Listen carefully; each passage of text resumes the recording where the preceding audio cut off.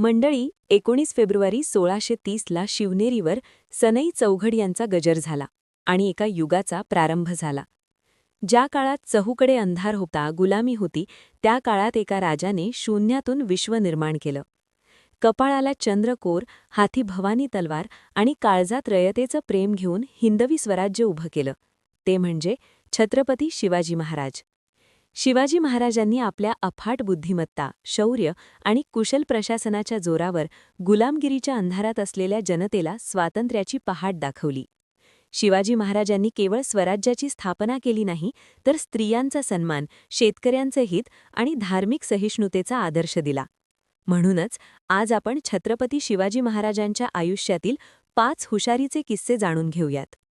मंडळी, छत्रपती शिवाजी महाराजांच्या हुशारीबाबत बोलत असताना सगळ्यात पहिल्यांदा तर महाराजांच्या गनिमी काव्याचा उल्लेख केला जातो. यानुसार बादशाह औरंगजेबाचा मामा शाईस्तेखान पुण्यात 9 मे 1630 पासून ते 5 एप्रिल 1663 पर्यंत म्हणजे सुमारे 3 वर्ष 1.5 लाख सैन्यांसह मुक्काम ठोकून होता. त्याचे तिथल्या लोकांवर अन्याय अत्याचार सुरूच होते. त्याचा हा धुमाकूळ संपवण्यासाठी महाराजांनी 6 एप्रिल 1663च्या पहाटे लाल महालात चिरून त्याला ठार मारण्याचं धाडस केलं होतं. परंतु खानाच्या सुदैवानं त्याच्या प्राणावरच बोटावर निभावलं. या सर्व हल्ल्यात महाराजांनी गनिमी काव्याचा पुरेपूर वापर केला होता. यावेळी मराठ्यांनी लग्नाचं वराड आणि वाजंत्री बनून पुणे शहरात प्रवेश मिळवला होता. इतकंच नाही तर शिवाजी महाराजांची आग्र्याहून सुटका हाही एक पूर्वनियोजित आणि अपूर्व असा गनिमी कावाच होता. आणि गनिमी काव्याची लढाई हे एक कपट युद्ध असतं असा आभास मराठ्यांच्या शत्रूंनी निर्माण केला असला तरी इथे एक युद्धतंत्र आहे आणि हेच युद्धतंत्र शिवाजी महाराजांनी मुघलांविरुद्धच्या लढाईत वापरलं होतं. मंडळी, महाराजांच्या युद्धनीतीचं सर्वात मोठं वैशिष्ट्य म्हणजे निसर्गाचा वापर. मुघल आणि आदिलशाही सैन्य म्हणजे मैदानी प्रदेशातले भाग, पण सह्याद्रीच्या पावसात मात्र त्यांचे दात खिळखिळे व्हायचे. हीच नेमकी नस महाराजांनी ओळखली होती. ज्या काळात मुघल आणि आदिलशाही सैन्य पावसाळ्यात आपापल्या छावण्यांमध्ये आलामात बसायचे, त्याचवेळी महाराज पावसाचा फायदा घेऊन शत्रूवर तुटून पडायचे. पन्हाळगडाच्या वेढ्यातून निसटताना महाराजांनी मुद्दाम आषाढ महिन्यातील त्या काळ रात्रीची निवड केली, जेव्हा विजांचा कडकडाट आणि मुसळधार पाऊस सुरू होता. महाराजांनी निसर्गालाच आपली ढाल बनवलं. भर पावसात डोंगर बड्यात तुडवत त्यांनी आपली सुटका करून घेतली. तसंच 1661मध्ये कार्तलबख खान मोठी फौज घेऊन कोकणात उतरत होता. त्यावेळी महाराजांनी त्याला अशा अरुंद खिंडीत गाठलं जिथं हवामानामुळे धुकं होतं आणि रस्ता बारीक होता. शत्रू आपल्या तोफा आणि सैन्यांसह तिथे अडकला. महाराजांनी याच नैसर्गिक पडद्याचा वापर करून आपल्या मावळ्यांना डोंगरदऱ्याच्या कडेकपारीत लपून ठेवलं होतं. मावळ्यांनी शत्रूवर बाणांचा वर्षाव केला. तेव्हा शत्रूला आपण कोणाशी लढतोय हे सुद्धा दिसत नव्हतं. यावरूनच महाराजांची हुशारकी दिसून येते. यानंतरचा तिसरा किस्सा म्हणजे आरमार उभारणी. हा किस्सा महाराजांची दूरदृष्टी कशी होती हे दाखवतो. जेव्हा 1655च्या सुमारास महाराजांनी जावळी ताब्यात घेतली, तेव्हा रायगडही स्वराज्यात आला. रायगड हा केवळ एक किल्ला नव्हता, तर तिथून संपूर्ण किनारपट्टीवर लक्ष ठेवता येत होतं. म्हणूनच स्वराज्याचा विस्तार करण्यासाठी महाराजांना आरमाराची बांधणी करणं आवश्यक वाटू लागलं. आरमार म्हणजे काय, तर ज्याप्रमाणे जमिनीवर लढण्यासाठी पायदळ आणि घोडदळ असतं, तसंच समुद्रात शत्रूंशी लढण्यासाठी, संरक्षणासाठी आणि व्यापारावर नियंत्रण ठेवण्यासाठी उभारलेल्या जहाजांच्या ताफ्याला आरमार म्हणतात.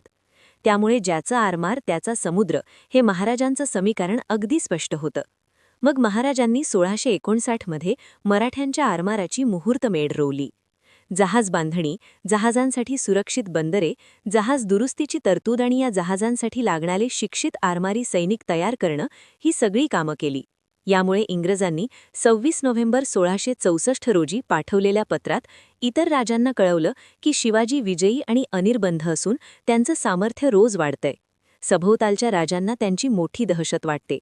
यावरून लक्षात येतं की शिवाजी महाराजांच्या वाढत्या आरमारी बळाचा इंग्रजांनी चांगलाच धसका घेतला होता. यानंतर एप्रिल-मे 2075मध्ये शिवाजी महाराजांनी फोंडा किल्ला जिंकल्यामुळे त्यांच्या ताब्यातील किनारपट्टीत वाढ झाली. मग आदिलशाहीला पश्चिमेकडे किनारपट्टीच उरली नाही, म्हणजे आदिलशाहीचा मुलूक तर गेलाच आणि शिवाय अरबी समुद्रातून होणारा व्यापार शिवाजी महाराजांच्या हाती आला. यावरून लक्षात येतं की आरमार उभारणीमागे शिवाजी महाराजांची युद्धाबाबत मोठी रणनीती होती.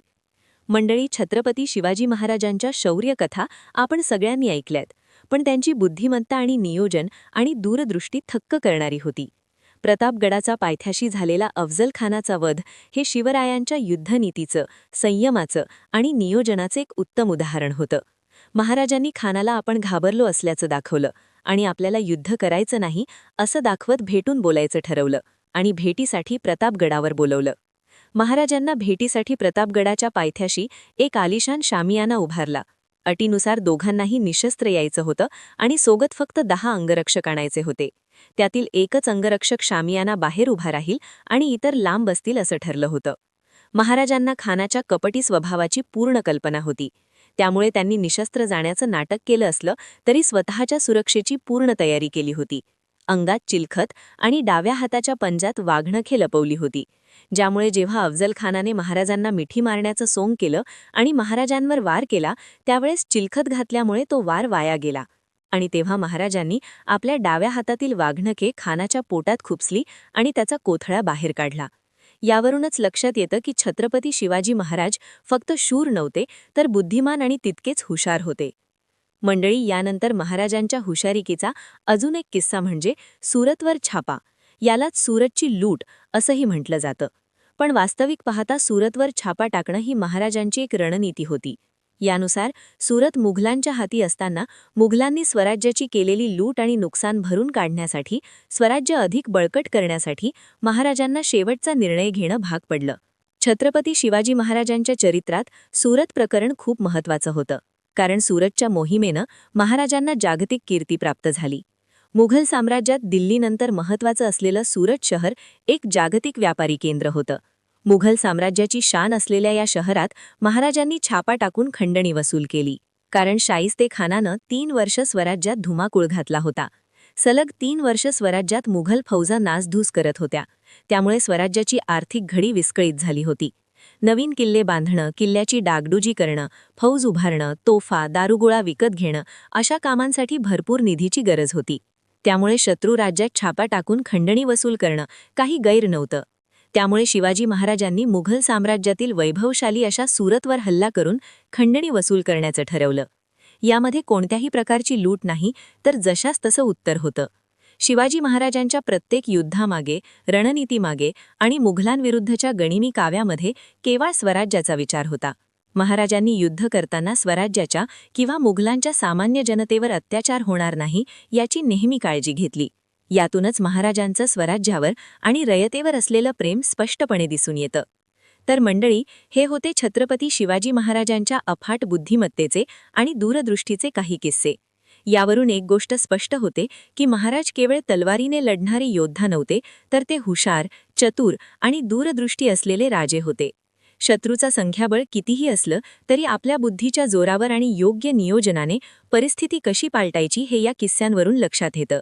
आज इतक्या वर्षांनंतरही महाराजांची ही युद्धनीती, त्यांचे व्यवस्थापन कौशल्य आणि रयतेप्रती असलेली त्यांची निष्ठा आपल्यासाठी प्रेरणादायी आहे. शेवटी महाराष्ट्राचे आराध्य दैवत छत्रपती शिवाजी महाराज यांना